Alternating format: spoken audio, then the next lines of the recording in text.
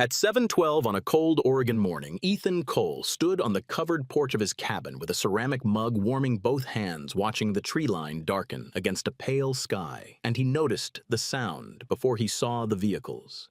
The low diesel groan of heavy equipment winding up the service road that cut along the north edge of Cedar Hollow Resort. He had heard that sound before on job sites in his working years when machines arrived to move something permanent. He set his coffee on the railing.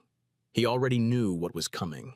He had known for 6 weeks since the certified letter he'd sent had been signed for at 8:43 in the morning and never answered. He walked inside, retrieved 3 folders from the shelf above his desk, the county easement map, his hydrology calculations, and the printed email chain, then came back to the porch and waited, the folders tucked under one arm, the mug back in his hand. The bulldozer cleared the tree line at 7:19. It was followed by a flatbed truck carrying sod rolls and landscaping stone and a white contractor van with the logo of a lawn company Ethan didn't recognize. Behind them came a silver Mercedes moving slowly as if its driver wanted to be seen arriving. Vanessa Pierce stepped out in a white trench coat and tall leather boots, her dark hair pinned back, a tablet under one arm, and a coffee cup from a shop 40 minutes down the mountain in her other hand. She surveyed the old drainage canal with the particular expression of someone who had already made a decision and was simply arriving to confirm it. The canal was not beautiful. It was a wide, shallow channel lined with rounded fieldstone overgrown along the edges with sedge grass and wild iris running along the western boundary of the resort property before curving down through a low culvert beneath the county road and emptying into the retention basin 200 yards below. It had been there since 1983. It had done its job without complaint for more than 40 years. To Ethan, it looked exactly like what it was: infrastructure. To Vanessa Pierce, it looked like a problem. She walked the length of it with one of the contractors pointing at various sections, gesturing broadly toward the resort cabins visible through the pines, then turning to look at the view from the trail that ran alongside the channel. It was not hard to read what she was thinking. The trail was popular with guests. The canal interrupted the sightline. It was wide and rough and smelled faintly of mineral water and clay, and it did not match the aesthetic vision she had been articulating since she took over as HOA president the previous spring. Ethan came down from the porch and crossed the gravel path toward her. She turned and smiled before he reached her, the practiced smile of someone accustomed to managing opposition before it could speak. "Ethan," she said pleasantly. "Beautiful morning."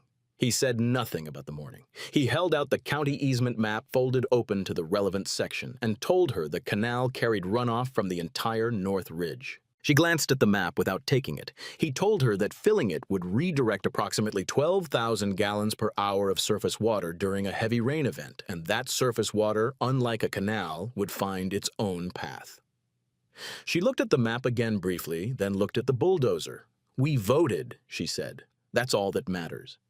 He told her the vote did not override county easement law. She told him the HOA had reviewed its options thoroughly. He told her he had designed flood management systems for 22 years before he retired, and that this particular channel was not decorative. It was load-bearing in the way that mattered most. She smiled again, the same smile, and said, "The resort deserves better curb appeal, Ethan. That thing is an ugly swamp trench, and the guests have been complaining about it for 2 seasons. He looked at her for a long moment. Then he looked at the sky to the northwest, where a gray shelf of a cloud had been building since before dawn. He tucked the folders back under his arm and walked home. Standing on the porch again, watching the bulldozer begin its first pass along the canal bank, he felt no anger. He had passed through anger 6 weeks earlier when the HOA had first proposed the project at a community meeting, and he had laid out the same numbers in a prepared statement and been thanked warmly and completely ignored. What he felt now was something quieter and more settled, the particular calm of someone who understands a system well enough to know exactly what it will do when a critical component is removed. He watched Vanessa Pierce direct the contractor with the same authority she brought to everything certain and brisk, and he thought she believes she is burying an eyesore. She is burying the only thing holding back the mountain. Cedar Hollow had not been built carelessly. The original developers, a partnership out of Portland that broke up in the early 90s, had hired a civil engineering firm to survey the land before a single cabin was framed, and the survey had returned. One finding above all others, the site sat at the base of a natural drainage basin covering roughly 400 acres of north-facing slope. In a dry summer, that meant nothing. In a Pacific Northwest spring, when snowmelt from the upper ridge combined with extended rainfall events that the locals called atmospheric rivers, it meant everything. The north slope sheds water the way a metal roof sheds it, fast in volume with nowhere to go but down. The engineers had designed accordingly. The stone-lined canal along the western boundary was not an afterthought. It was the reason the resort could exist where it did. It collected sheet flow from the upper trail system, channeled it away from the cabin foundations, carried it beneath the county road through a concrete culvert, and deposited it into the county retention basin, which had been sized specifically for that catchment area. The system had been tested in 1996 when a late March storm dumped 4 inches of rain in 36 hours on top of a heavy snowpack. The canal had run full to its edges. The cabins had stayed dry. Ethan had known all of this before he bought his property. It was, in fact, one of the reasons he had chosen Cedar Hollow after he retired from the engineering firm where he had spent most of his working life. He had read the original site survey. He had walked the drainage corridor on his first visit and recognized the design logic immediately. He understood the land the way a doctor understands anatomy, not as a collection of surfaces and appearances, but as a functioning system with relationships and dependencies that did not disappear simply because they were underground or inconvenient. He bought the cabin on the hillside above the main resort road in 2016, and for 6 years the arrangement was comfortable. The other residents were mostly weekenders or seasonal renters managed by an absentee HOA board that met twice a year, collected dues, repaired the parking areas, and otherwise left things alone. Vanessa Pierce arrived in 2022. She bought one of the larger cabins in the lower resort, the ones closest to the trailhead and the views the ones that appeared most prominently in real estate listings, and within 4 months she had been elected HOA president on a platform she described as elevating the Cedar Hollow experience. She was a luxury real estate broker by profession, and she brought to the HOA presidency the same sensibility she applied to staging high-end properties. Everything visible should be beautiful, everything functional should be hidden, and anything that could not be made beautiful or hidden should be removed. In her professional life, she had sold mountain properties across 3 states by framing them in terms of what buyers could see from the windows and what they would feel standing in the driveway, the curated impression of wilderness without its inconveniences. She was good at this work. She had a genuine talent for reading a space and identifying the elements that elevated its perceived value, and she had built a successful career on that talent. The difficulty was that the talent did not transfer cleanly to civil infrastructure, where the invisible and the unglamorous are frequently the things holding everything else in place. The canal was in her assessment none of the 3 things she valued. It was visible, it was not beautiful by any standard she recognized, and it could not be hidden without being eliminated. She had walked its length on her second day at Cedar Hollow, noting the sedge grass and the mineral smell and the rough stone edges, and she had filed it immediately in the category of problems to be solved. That category had grown over her first 2 years: the mismatched exterior paint on 3 of the lower cabins, the rusting communal fire pit near the main parking area, the single-bulb utility lights on the trail posts, the wooden resort sign at the entrance that had weathered to a condition she described in an HOA meeting as aggressively rustic. She addressed these items one by one with the methodical patience of someone working through a renovation checklist. The canal was the most ambitious item on the list, and she had been planning it longest. The Mountain Walk Beautification Project appeared in the HOA newsletter in January of 2024, described in terms that made no mention of drainage infrastructure and focused entirely on the planned stone trail, ornamental plantings, and solar-powered lighting that would replace what Vanessa consistently called the old drainage trench, bouchoir. Ethan sent the first email on February 7th. It was 3 paragraphs plainly written with 2 attachments: a copy of the county easement documentation identifying the canal as protected infrastructure, and a 1-page hydrology summary. He had prepared himself, showing the drainage basin area, the estimated peak flow rates under a 100-year storm event, and the consequences of redirecting that flow onto unprepared ground. He addressed it to the full HOA board, 5 members, including Vanessa, including a retired schoolteacher named Walter Boone, who had been on the board for 11 years and was the only member who had lived at Cedar Hollow long enough to remember the 1996 storm.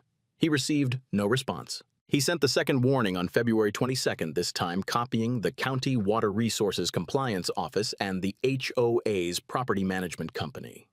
He noted that the planned project appeared to conflict with County Easement Code Section 14.3, which prohibited obstruction or modification of designated drainage corridors without a variance approved by the county engineer's office. He asked whether the HOA had applied for such a variance. He received an automated response from the property management company acknowledging receipt and nothing else. The third warning he sent by certified mail on March 4th addressed individually to each board member. The letter was 4 pages.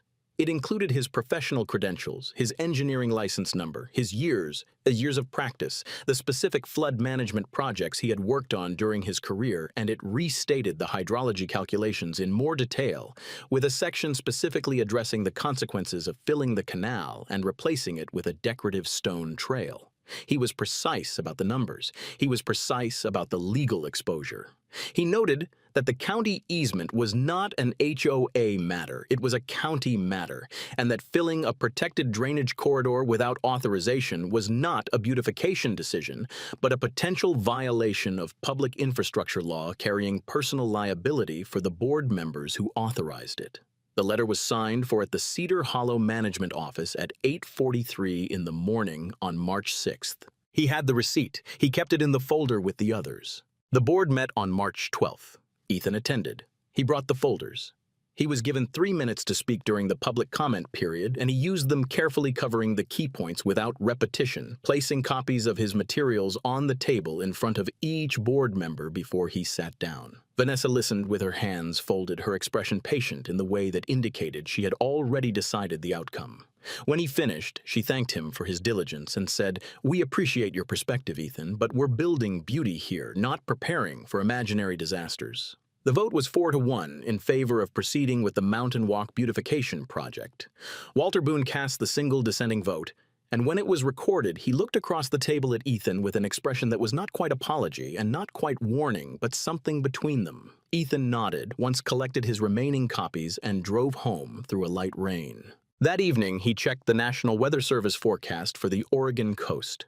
The advisory had been updated. An atmospheric river was expected to make landfall within the next 18 to 22 days. The Cedar Green Trail was completed in 11 days. The workers were efficient, and the weather held a dry, cool stretch of late March that felt borrowed, the kind of weather that lures people into decisions they might otherwise reconsider. The old stone canal was filled with compacted gravel and topsoil. The fieldstone edges removed or buried, the sedge grass and wild iris scraped away and replaced with ornamental plantings chosen from a landscape catalog small-leafed ground cover. Decorative grasses, compact flowering shrubs, whose names Ethan did not know and did not look up. The stone trail surface was smooth and pale, wide enough for 2 people to walk side by side, flanked at regular intervals by low solar-powered pathlights that came on at dusk. At the upper end, where the canal had once begun collecting flow from the Ridge Trail, a small circular rest area had been installed with a cedar bench and a carved wooden sign that read, "Cedar Green Trail, Cedar Hollow Resort." Vanessa photographed it on a clear morning, and the image appeared in the April HOA newsletter under the headline, "Transforming Nature into Elegance." She was standing at the trailhead in the photo, smiling, the stone path behind her curving into the trees. The caption thanked the landscaping team, the board members, and the Cedar Hollow community for their shared vision. Ethan was not mentioned. He had during the construction installed 2 additional cameras on his property, one covering the trail entrance, one angled toward the lower section where the culvert beneath the county road had formerly received the canal's flow. Both cameras had been there for legitimate purposes since he bought the property, but the new positioning was more deliberate. He had also updated his documentation folder, adding photographs of the construction process, the filled channel, and the position of the new trail relative to the drainage basin catchment area. 2 weeks after the trail opened, he received a notice from the HOA informing him that he had been fined $250 for unauthorized filming of common area improvements and an additional $100 for interfering with community beautification activities, a charge that appeared to relate to a conversation he had with one of the landscaping crew members, during which he had calmly, and without hostility, asked them whether they were aware of the drainage function of the channel they were filling. He drove to the county sheriff's substation that afternoon with the full documentation package. The deputy on duty, a woman in her late 30s named Sandra, who had grown up in the next valley over, looked through the materials, carefully asked 3 specific questions, and said, "You warned them 3 times. He confirmed that he had. She looked at the certified mail receipt at the hydrology summary at the easement documentation. She said she could not compel the HOA to reverse a landscaping decision, but she noted the materials for the record and suggested he also file a formal complaint with the County Water Compliance Office. He had already done so the previous week. That evening, he sent a final email to the County Water Compliance Office attaching everything: the easement documents, the engineering analysis, the 3 warning communications, the HOA meeting minutes, the construction photographs, and the current weather forecast, which had been upgraded that afternoon to a rainfall warning. It was Walter Boone who came to him 2 weeks before the flood on a Tuesday afternoon in early April, when the clouds had been building for 3 days, and the temperature had dropped 8 degrees in 48 hours. Walter was 71, a former high school history teacher who had bought his Cedar Hollow cabin in 2008 and had watched the resort change over the years with the wary affection of someone who loves a place precisely because he has seen what it looks like when things go wrong. He arrived with a manila folder and a look that was both apologetic and resolved. He sat at Ethan's kitchen table and placed the folder between them. Inside it were 3 documents. The first was a memo from the HOA's own attorney, a Portland firm that had been retained since 2019, dated January of that year, addressing the Mountain Walk beautification project specifically. The memo warned in clear terms that filling the drainage canal likely constituted a violation of the county easement, that proceeding without a county variance could expose individual board members to personal liability, and that the HOA's general liability insurance policy contained a specific exclusion for damage resulting from willful modification of protected drainage infrastructure. Osaki, my bedes. The attorney had recommended the board halt the project pending a county consultation. The memo had been distributed to all board members. Ethan read it twice slowly. He asked Walter when Vanessa had received it. Walter said she had received it the same day as everyone else, the 14th of January. He said the memo had been discussed at a closed-door board session on January 21st, and that Vanessa had told the other members the attorney was being overly cautious and that the project would proceed as planned. The vote had been 3-1 with 1 abstention. Walter had been the one. The second document was a copy of the HOA's reserve fund statement. The total balance was $58,000. The third was a printout of a court filing a neighboring HOA in Washington state that had faced a similar situation 6 years earlier, where the removal of a drainage feature had led to flood damage, a county restoration order, and a civil judgment against the board members personally. The settlement figure in that case had been just over $200,000. Ethan looked at this document for a long time. Then he looked at Walter. Walter said, "I thought you should know what we knew." He paused. What she knew. In the days that followed, other neighbors came. Not many. Cedar Hollow was not a community built on closeness, but enough. A couple from the lower cabins who had been fined for painting their front door a shade of gray, not on the HOA-approved palette. A man who worked remotely and had been threatened with fines for keeping a work van in his own driveway. A woman who had tried to install a rain barrel for her garden and been told it violated community aesthetics standards. Each of them brought something: a notice, a letter, a printed email thread, and each of them left copies with Ethan, who scanned everything, organized it into a single indexed PDF, and saved it in 3 places. He was not building a case out of resentment. He was building a record out of habit, the way any engineer builds documentation, because the moment you need it is always the moment you wish you had started earlier. Outside, the weather radar showed a deep green mass moving in off the Pacific. By the following evening, the forecast had been upgraded again. Significant rainfall event, prolonged duration, Northwest Oregon. The rain arrived at 4:51 in the morning on a Thursday in mid-April. Ethan was awake. Before it started, he had been checking the weather gauge on his porch every few hours through the night, watching the barometer drop, listening to the quality of the wind change. He stood at the porch railing with his coffee and watched it come in from the northwest, first as a sound in the upper pines, then as a smell, that cold mineral smell of heavy Pacific rain, and then as a wall of water that arrived against the cabin roof all at once, not gradually, but immediately, as if a switch had been thrown. He had seen Pacific atmospheric rivers before. He had modeled them professionally. He knew their character, not a slow building, but a sustained delivery, relentless and heavy 4 or 5 inches in 24 hours on top of ground that was already saturated from the prior week's lighter rains. He watched the hillside for the first hour from the porch. The upper trail was visible from his vantage point, and in the beam of his headlamp he could see the sheet flow beginning thin silver lines moving down the slope where the pine duff and topsoil were already giving up their capacity. The water no longer absorbing, but running, finding the lowest path, which now led directly to the cedar green trail and the compacted fill where the canal had been. By 6 in the morning, the water table at the lower end of the trail was visibly saturated. The ornamental grasses were submerged to their crowns. The soil and gravel fill that had replaced 40 years of load-bearing stone infrastructure was not a drainage system. It was a sponge, and the sponge was full. The first serious failure came at 7:22. He saw it on the camera feed, a section of the new trail surface approximately 30 feet from the lower end buckled and separated as the fill beneath it lost coherence, and the water that had been pressing against it found the gap and moved through it with the casual certainty of something that had simply been waiting. In less than 4 minutes, the flow had widened the breach to 12 feet. The water spread laterally across the lower resort road, moving toward the cabin foundations below the trail with the same unhurried momentum that characterized everything water did when given time and volume. By 7:45, the parking area at the base of the trail was under 8 inches of standing water. A black SUV that had been parked there overnight was partially submerged to its running boards. The ornamental ground cover plants chosen from a landscape catalog for their visual appeal and their low maintenance requirements were fully underwater, their small leaves flattened against the current. The path lights along the cedar green trail had shorted out some time before 7, and their small solar panels lay canted in the saturated soil, no longer pointing at the sky. By 8 o'clock, the water had reached 2 of the lower cabins and was moving under their foundation boards. One of the cabin owners, a couple from Portland who used the property as a weekend rental, had been asleep when the flood reached their porch steps and woke to the sound of water moving beneath their floor. Their car, a year-old sedan parked in the gravel pad beside the cabin, had been floating at its wheel wells when they made it outside.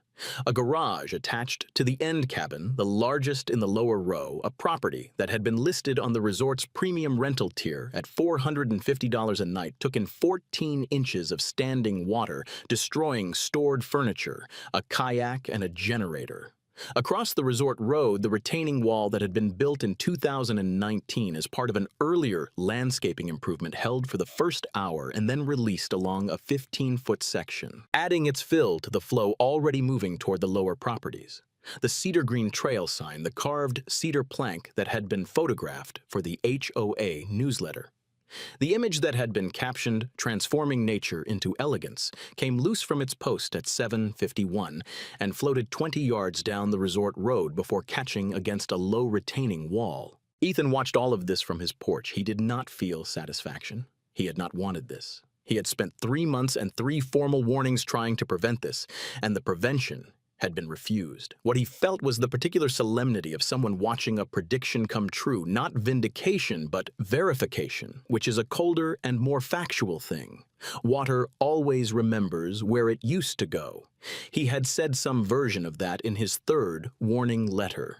He watched the water find its old path with the patience of something that had been waiting beneath the gravel fill since April of the previous year, and he understood that the mountain had not changed its logic simply because a board of 5 people had voted on it. Vanessa Pierce appeared at the base of his driveway at 8:37. She was in a rain jacket over what appeared to be pajamas, her hair down her tall leather boots, the same ones she had worn the morning the bulldozer arrived, soaked through. She had driven up the hill from her cabin in the lower resort, and her face carried the particular expression of someone who has just realized that the thing they dismissed as imaginary has arrived in their driveway and their living room and their insurance policy. She stood at the edge of his gravel drive in the rain and called up to the porch.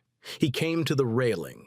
She asked him, and it was not a demand. Not the brisk executive tone she had used at every HOA meeting. Not the smile and manage approach she had used the morning the bulldozer came. She asked him through the rain and through what was clearly the beginning of tears if he could please tell her how to stop it. He looked at her for a moment. He said, "You already stopped the thing that used to stop it." She stood there in the rain. He said, "Go check on your neighbors. I'll make some calls." He went inside and opened his laptop. He sent 3 emails in 8 minutes, one to the county water compliance office, one to his attorney, and one to the HOA's insurance carrier. The subject line on all 3 was identical: predicted flood event confirmed. Each email included as an attachment a time-stamped PDF of his original hydrology analysis. The 3 warning communications the certified mail receipt signed at 8:43 a.m. on March 6th, and the attorney memo that Walter Boone had brought to his kitchen table. The emergency HOA meeting was called for the following Tuesday evening and held in the resort's community center, a vaulted cedar and glass building that under normal circumstances hosted wine tastings and acoustic music sets and the kind of relaxed gathering that resort communities organize to justify their HOA fees. On this particular Tuesday, it held approximately 60 people, which was more than it had ever held at one time, and the atmosphere was not relaxed. The chairs had been arranged in rows facing a folding table where the board members sat, or where most of them sat. 2 of the 5 board members had sent written notices that they would be attending only in a private capacity, not as board representatives on the advice of their individual attorneys. Vanessa Pierce sat at the center of the table. She was composed in the way that people are composed when they have spent several days with crisis management materials, and she opened the meeting with a prepared statement about an unprecedented historic weather event and the HOA's commitment to addressing the situation fairly and transparently. She used the words historic and unprecedented 4 times in 3 minutes. Walter Boone stood up before she had finished. He was not a large man, and he was not a loud man, but he had spent 31 years teaching teenagers to sit still and pay attention, and the room went quiet when he rose. He was holding a manila folder. He read from the attorney's memo first, not summarizing it, but reading it directly, the specific language about easement violations, personal liability, and insurance exclusions. Several people in the room pulled out their phones. He read from Ethan's first warning email and from the second and from the third. He read the date of each. He read the certified mail receipt number. He looked at Vanessa when he read the timestamp 8:43 a.m. Then he read the exact line from the HOA meeting, minutes the official transcribed record, not his own recollection, in which Vanessa Pierce had said in response to Ethan's formal presentation of his engineering analysis, "We're building beauty here, not preparing for imaginary disasters." He sat down. The room was quiet for a moment in the way that rooms are quiet when everyone in them is processing something at the same time. Then a woman in the 3rd row asked calmly what the insurance situation was. The representative from the HOA's insurance carrier, a man in his 40s who had driven up from Portland that afternoon and had the tired look of someone who had made this drive before in similar circumstances, said that the policy included the specific exclusion referenced in the attorney's memo, that coverage for damage resulting from the willful modification of protected drainage infrastructure was denied as a matter of policy language, and that the carrier would be issuing a formal denial letter within 5 business days. A man near the back asked what the restoration cost estimate was. The insurance representative said the county's preliminary assessment was in excess of $240,000, not including individual property claims. Several people spoke at once. Vanessa said something about appealing the denial. Ethan, who had been sitting in the last row and had not spoken, said quietly but clearly, "I'm a licensed hydrological engineer, PE number 44, Oregon Board of Engineering." He said nothing else. He did not need to. The room turned toward the table, and the people at the table turned toward Vanessa Pierce, and Vanessa Pierce looked at her hands. Rachel Mendoza arrived from the County Water Compliance Office on Thursday morning, 2 days after the HOA meeting with a county photographer and a clipboard. She was in her early 40s, deliberate in her movements, the sort of person who had done this work long enough to feel neither satisfaction nor particular sympathy in situations like this one, only the clear-eyed focus of someone applying a code to a set of facts. She had reviewed Ethan's original complaint filing the week before the storm and had flagged it for follow-up. She had not moved fast enough to prevent what happened. She did not say this to anyone, but she did not need to. The timeline in her file said it clearly enough, and she noted it the way competent people note their own shortcomings without dramatics as information to act on. She walked the damaged trail corridor first, the photographer recording the buckled surface, the washed-out fill, the exposed culvert end that had been designed to receive canal flow and was now receiving a chaos of soil and debris instead. She walked the resort road and documented the sediment line left by the floodwater on the cabin foundations. She photographed the parking area, the retaining wall section that had collapsed, and the lower drainage swale that had been overwhelmed. She spent 40 minutes on the site before she came to Ethan's property and knocked on his door. She sat at his kitchen table, the same table where Walter Boone had laid out his manila folder 2 weeks earlier, and she reviewed the documentation he provided, which now occupied a 3-inch binder organized by date and category. She noted his professional license number. She noted the 3 warning communications and their dates. She noted the certified mail receipt. She asked several specific technical questions about the original canal design, the drainage basin calculations, and the flow rates he had estimated, and he answered each one precisely and without elaboration. She asked whether he had any documentation of the HOA's decision to proceed, despite the warnings. He gave her the HOA meeting minutes, the construction photographs, and the attorney memo. She read the attorney memo, carefully made a note, and then said, not to him, but apparently to the situation in general, in the matter-of-fact way of someone stating a physical law, an HOA vote does not override gravity. The county issued its formal findings the following week. The findings confirmed a willful violation of County Easement Code Section 14.3, identified the 4 board members who had voted in favor of the project as individually liable for restoration costs and damages, and issued a mandatory restoration order requiring the canal to be rebuilt to its original specifications within 90 days. The estimated cost of restoration, as calculated by the county's engineering contractor, was $242,000. The HOA reserve fund held $58,000. The gap between those numbers, $184,000, was a personal liability that Vanessa Pierce and 3 other board members now carried on their own financial statements. At the board meeting, where the county findings were presented, Vanessa said, and the room heard it, and it was recorded in the official minutes, "I didn't know." Rachel Mendoza, who had been invited to present the county's findings in person, looked at her paperwork and said quietly, "You signed for the certified warning letter at 8:43 a.m. on March 6th. The minutes recorded a pause of 11 seconds before the next speaker. Vanessa Pierce did not say anything else at that meeting. She sat at the table in the community center she had used for wine tastings and neighborhood gatherings in the resort she had spent 2 years trying to elevate into something she considered worthy of the landscape, and she said nothing, and the room said nothing, and the rain outside said what it always said, that the mountain had its own accounting system and it had been keeping track. The insurance denial came in writing 5 days after the meeting. The letter was 4 pages careful and formal, with policy section numbers and exclusion language quoted in full. Vanessa's personal attorney filed a coverage dispute with the carrier the following week. The carrier's response was brief and not encouraging. Within 3 weeks of the county's findings, 2 of the homeowners whose cabins had suffered flood damage filed civil suits against the HOA board members, personally citing the willful disregard of professional engineering warnings. A 3rd filing followed before the month was out. The HOA's board voted in a meeting at which only Walter Boone and 2 newly appointed interim members were present, the original majority having either resigned or declined to attend to pursue a cross-claim against the former board for the cost of county-ordered restoration. The civil proceedings moved slowly in the way civil proceedings always move, with paperwork, with depositions, with the particular friction of legal processes that are designed not to resolve things quickly, but to resolve them completely. Ethan was deposed twice.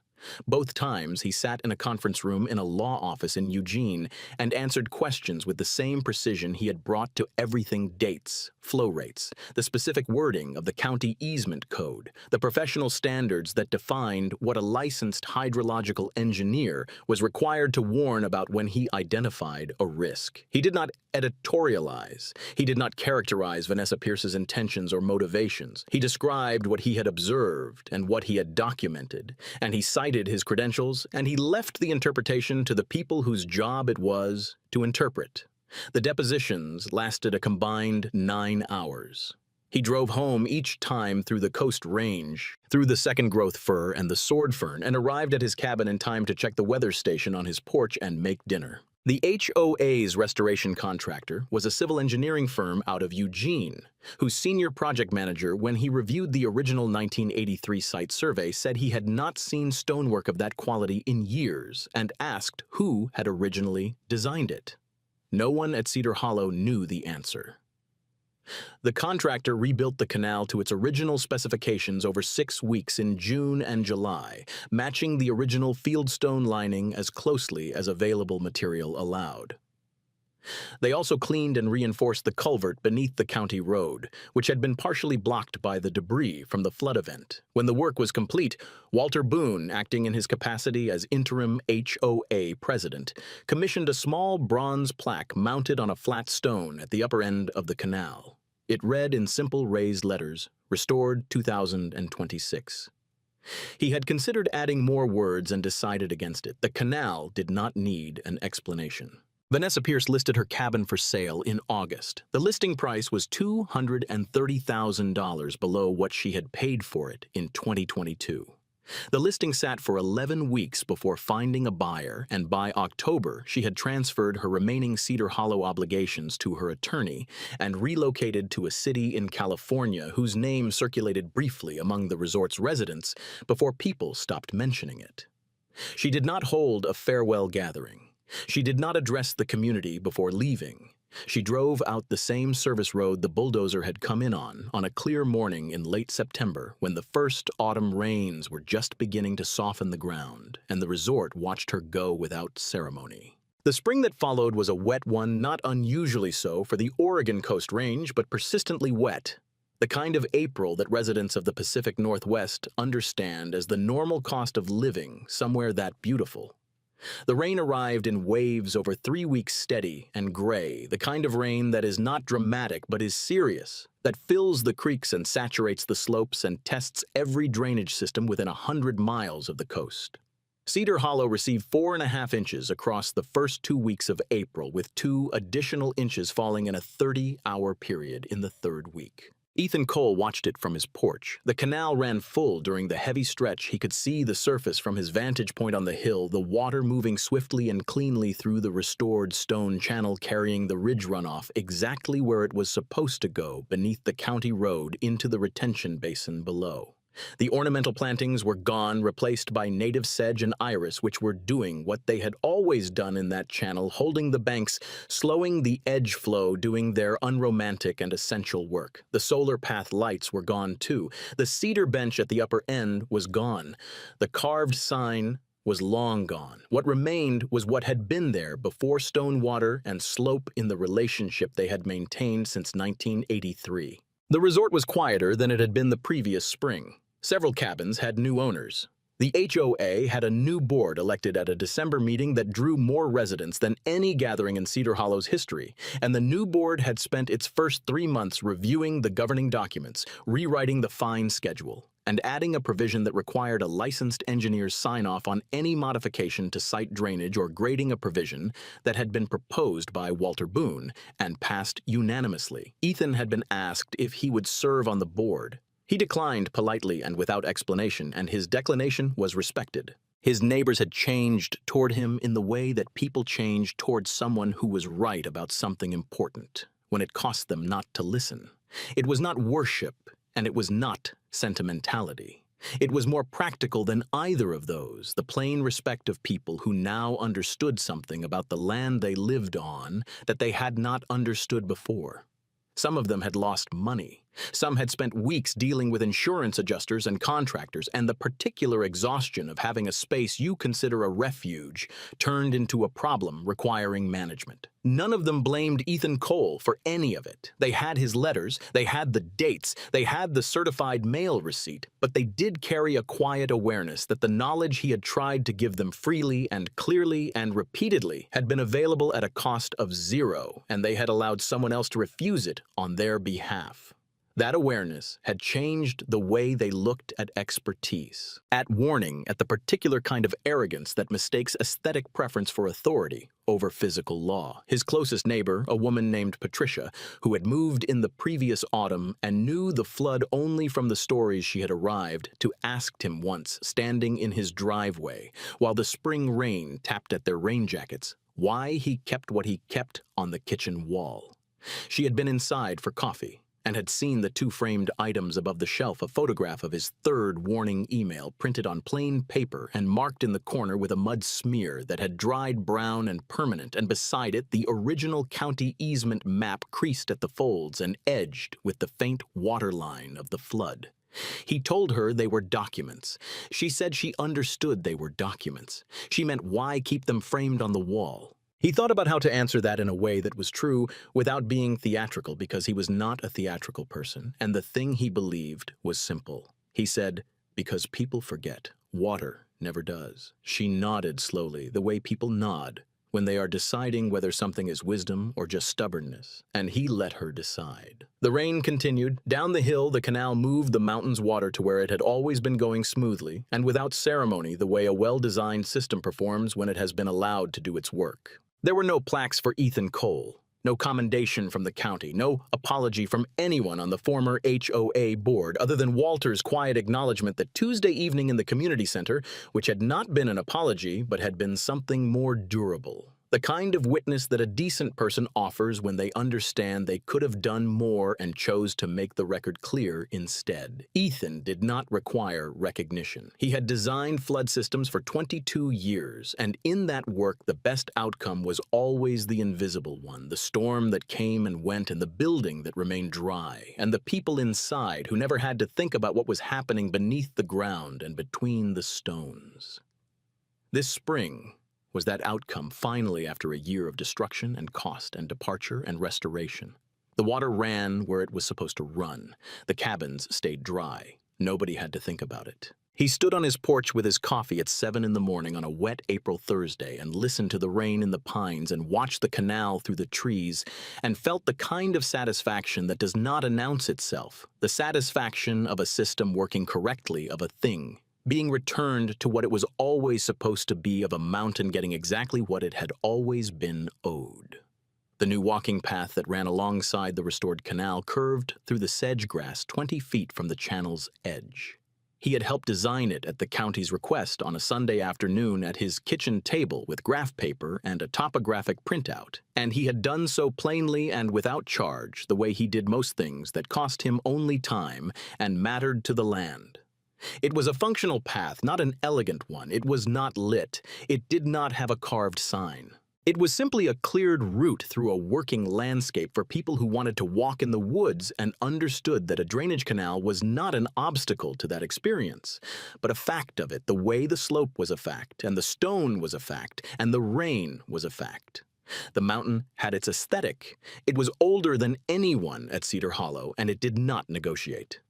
Vanessa Pierce had come to Cedar Hollow believing she was redesigning a resort. The mountain had been indifferent to that belief from the first day she arrived, and would remain indifferent long after the last of the civil proceedings had concluded, and the last check had been written, and the last of the board members who raised their hands in that meeting had quietly settled with whoever was suing them. The HOA had voted for beauty with 4 hands raised in a cedar-paneled room, and the vote had been recorded in the minutes, and the minutes had been filed, and none of that had changed anything about the hydrology of the North Ridge or the drainage basin or the relationship between rainfall and gravity that had been in place long before the first cabin was framed in 1983. The HOA had voted for beauty. The rain had voted for gravity. And between those two positions, there had never really been a contest. The rain When it finally settled into that April rhythm that Pacific Northwest people recognize in their bones, did not ask permission of the slope or the soil or the people who had built their cabins on the hillside. It arrived as it always had and moved, as it always moved downward through the path of least resistance through the stone channel that had been put there to receive it. Ethan Cole stood on his porch and watched it and understood as he had understood for 2 years that the land had never changed its logic. It had simply waited for the people on it to change theirs. Some things in the world are not subject to revision by committee. Gravity is one, watersheds are another. The stone canal behind the Cedar Hollow Resort had known this since 1983. And it had held its position through 40 years of storms and seasons and the various opinions of people who found it inconvenient, and it would hold its position long after every last name on every last HOA fine notice had been forgotten.